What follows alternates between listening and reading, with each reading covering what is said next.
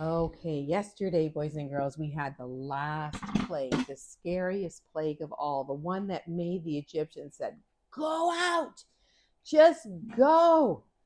But God is not finished with those Egyptians.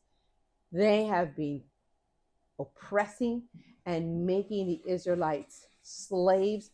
They have been treating them so bad. They were saying to God, "We don't care what you think. We're keeping them in." And they have been so mean to the Israelites. And now we're going to find out how God is going to finally punish that Pharaoh. God said, remember it, boys and girls, the way that they knew how to get out, was there's the pillar of cloud, this big, the angel of the Lord went before them, and he showed them by giving them a pillar of cloud during the daytime, and at night it was this pillar of fire. And there they went out. They had their kneading bowls with the bread that was not fluffy and white. It was just flat.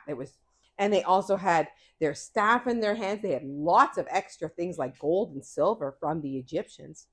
They had Joseph's bones with them. And they walked, and God told them where to go. God said, now, boys and girls, it seems to us that the easiest way would be here's about the Goshen, and here's that beautiful land that God promised Abraham, Isaac, and Jacob. It just would make sense to go this way. But right here, we're living, people call the Philistines. Some people call them the Philistines or the Philistines. And they were warriors. They were soldiers. They would not let anyone go through. So God said, people will be very discouraged if the very first thing they have to do is fight a war. So God took them around. He's going to take them around. And so they went down to the Red Sea. They went down this way. And then God said to Moses, turn back. I am going to put a plan in. I'm going to harden Pharaoh's heart so that he will come chasing you. He will think you're confused. And he will think, I'm going to get them now.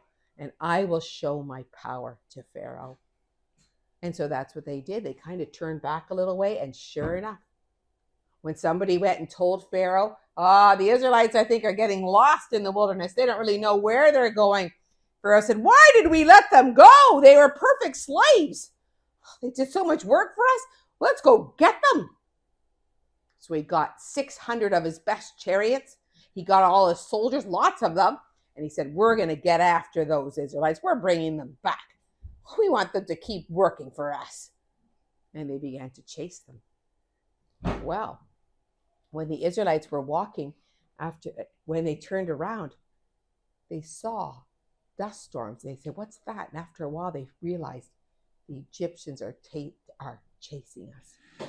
And even though, boys and girls, they had seen God perform so many miracles, they thought, oh no, they said to Moses, look, it's the Egyptians are after us. Why did you take us into the wilderness? Why couldn't we just stay in Egypt? Didn't we say to you, it's just as good for us to stay in Egypt?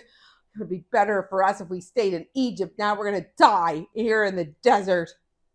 And Moses said, stand still. You don't have to do anything with these Egyptians. God is going to work for you. You just stand still and you listen. And God is going to perform his miracles for you. You're going to see God's salvation. And then God said to Moses, don't cry to me. Raise your staff over the Red Sea and let the people walk through. So Moses raised his staff over the Red Sea. And boys and girls, it doesn't look very big on this map, but it was very wide in lots of ways. Moses did put his staff, and the Lord caused this east wind. The east wind all night, the east wind. And the Red Sea became dry. There became two great big walls of water. And the middle part was completely dry. And then the Israelites, they walked right through it. They all walked. The Bible said they were orderly. They walked through this great big Red Sea. And they started, and then some got to the bank, and they went up. And then the next ones came up. And pretty soon there was barely any. And I forgot to tell you a very important part. During that night, the Egyptians could not get the Israelites because God moved. That angel of the Lord, he moved that cloud to be right between the Israelites and the Egyptians. On the one side, it was completely dark. The Egyptians could not see anything. On the other side, it was light. So the Israelites could go through. And now the Israelites have gone through, they're going through, and the Egyptians can now see, and they're coming to the Red Sea, and they think, ha, if those Israelites can go through, we can go through too. And there they come with their chariots and their horsemen, and they're they're going down with their big wheels, and they're going down. There they are in the middle of the Red Sea. The Israelites are just walking over the edge. Not all of them are over yet, but here it comes. God is making it nice and soggy now. God's working with the wheels. The wheels are falling off of the chariots, and all of a sudden Pharaoh says, this is not going good. I think God is working, fighting for the Israelites. Let's turn back. But it's too late.